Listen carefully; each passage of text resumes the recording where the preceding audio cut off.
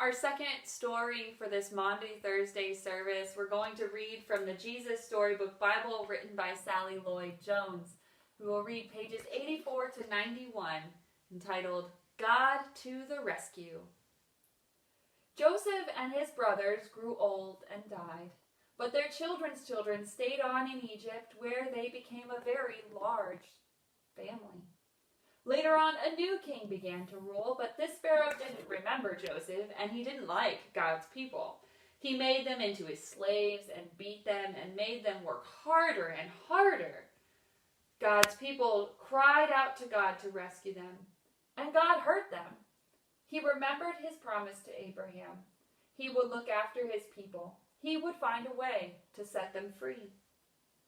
One day, Moses was looking after sheep when something caught his eye. A bush was behaving very oddly. It was flickering with flames, but its leaves weren't burning up. He took a closer look. "Moses!" boomed a big voice. Moses leapt back. The bush was talking to him. "I have heard my people's cries," God said. "I have seen their tears, so I have come down to rescue them. Go to Pharaoh and tell him to let my people go free." Moses was afraid, but God said, "I will be with you." So Moses went to Pharaoh.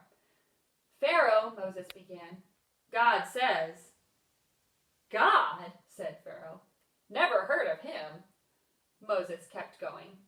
"God says, let his people go free."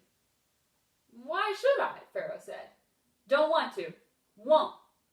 So he didn't. So God gave Pharaoh 10 warnings called plagues. First, God turned the river Nile into blood. No one could drink the water, but still Pharaoh would not let them go. So God made frogs come hopping and leaping and jumping. In your bed frogs, in your hair frogs, in your soup frogs, all over everywhere frogs. "Make them go away," Pharaoh screamed. "Then your people can go." So God took the frogs away. But Pharaoh changed his mind. "You can't go," he said. Then God sent zillions of gnats, but still Pharaoh said, "No." So then God sent swarms of flies, flies buzzing in your eyes flies. And after that, sickness and horrible boils and huge hailstones and a storm of locusts, then darkness when it should have been day, until it seemed that the whole world, creation and everything, was coming undone, falling back into darkness and emptiness and nothingness. But each time Pharaoh said, "Make it stop and then I'll let them go." And each time when God made it stop, Pharaoh changed his mind and said, "Actually, no, you can't go." Finally, Moses warned Pharaoh, "Obey God, or he will have to send the worst thing of all." Pharaoh just laughed. So God said, "The oldest boy in each family of Egypt must die, but my people will be safe." God told his people to take their best lamb, to kill it, and to put some of its blood on their front doors.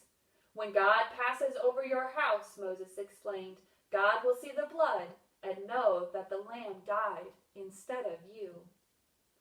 That night, it was just as God had said. Suddenly, piercing the darkness, echoing down the corridors of the palace, came a blood-curdling scream. Pharaoh's oldest son had died. At last, Pharaoh did what God said. "Get out," Pharaoh shouted. "Just go."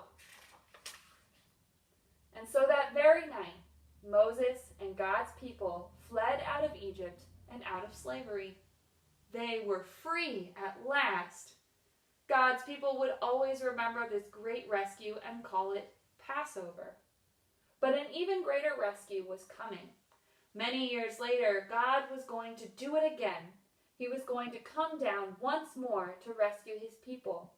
But this time, God was going to set them free forever and